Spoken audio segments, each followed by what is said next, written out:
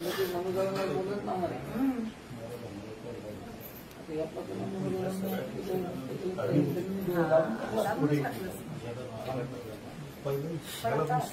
आहे ना महाराष्ट्रात की न्यायासाठी भांडायला लागतं, न्याय मिळत नाही, भांडून न्याय घ्यावा लागतो की आम्हाला न्याय पाहिजे.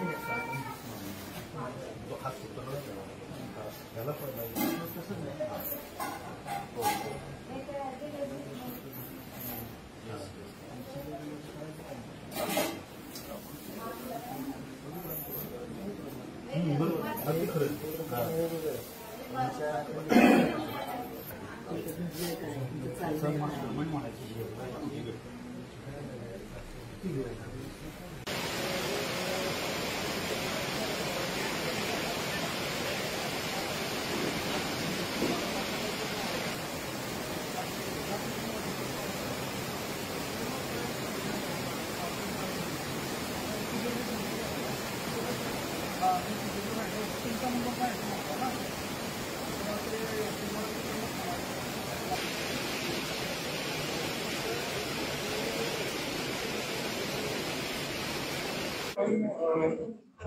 सर्वच जणांना त्यांनी ऍक्च्युअली सांगितलेलं आहे कशा पद्धतीने अत्याचार झाले.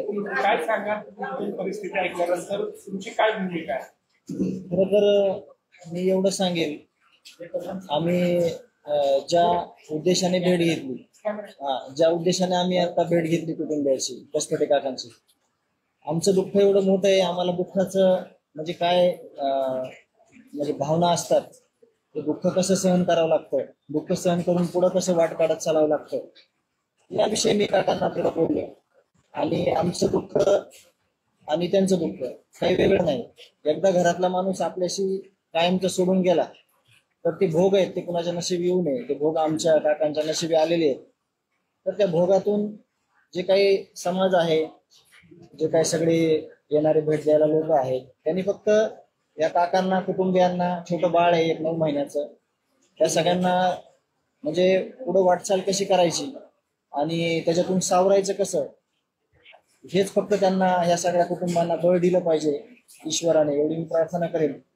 आणि आम्ही पण त्याच परिस्थितीमधून जातोय, ते पण सध्या त्याच परिस्थितीमधून जाते. दुःख कधी कमी होत नसतं आणि हे सगळे भोग आहेत, ते भोगावे लागतात आपल्याला. आपण कुठंतरी म्हणजे काय एवढं पाप केलं होतं की अशा गोष्टी आपल्या भोगाला आल्या, याविषयी विचार करून सुद्धा काही उपयोग होत नाही. परंतु या सगळ्या परिस्थितीमधून पुढे यायचं, ईश्वराने बळ त्यांना द्यावं असं मी म्हणेन. खरं तर आपण आता सांगितलं की आपण एकत्रित ठरवून जात आहात. ज्या पद्धतीनं इतर न्यायाची तुम्ही आधुनिक प्रतीक्षा करता, कठोर शिक्षा व्हायला पाहिजे, तसंच यांची भावना कठोर शिक्षा व्हायला पाहिजे.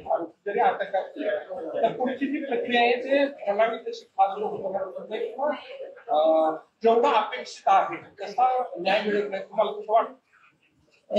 आता ह्याच्यामध्ये खरं तर जे पीडित कुटुंब आहे, मग ते कसपटे कुटुंब असू द्या, देशमुख कुटुंब असू द्या किंवा इतर असू द्या, दुःख तर झालेलं आहे. माणसं आपल्या इथून आपल्याला कायमची सोडून गेलेली आहेत, येणारा धामांनी माणसं ठेवले नाही आपले.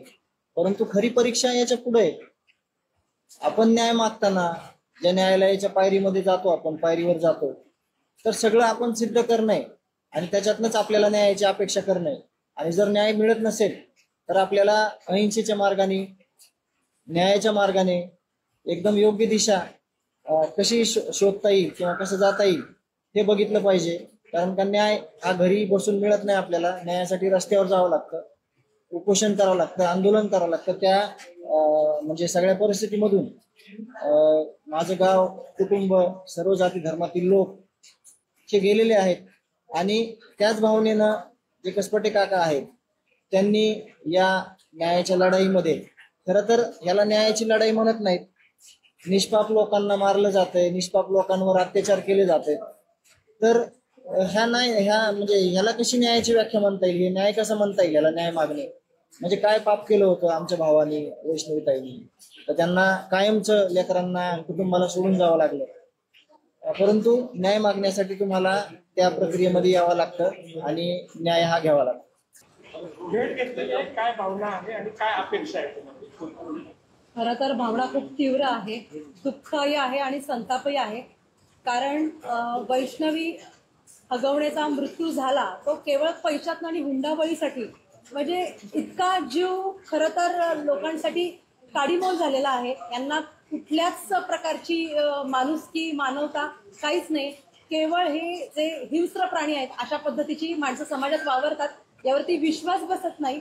आम्ही पण संपूर्ण हगवणे कुटुंबांच्या विरोधात आज लढाईत उतरलेलो आहोत आणि वैष्णवी हगवणेला कसपटेला आम्ही न्याय देण्यासाठी सर्व बाजूने महिला म्हणून आज रस्त्यावरती उतरलेलो आहोत.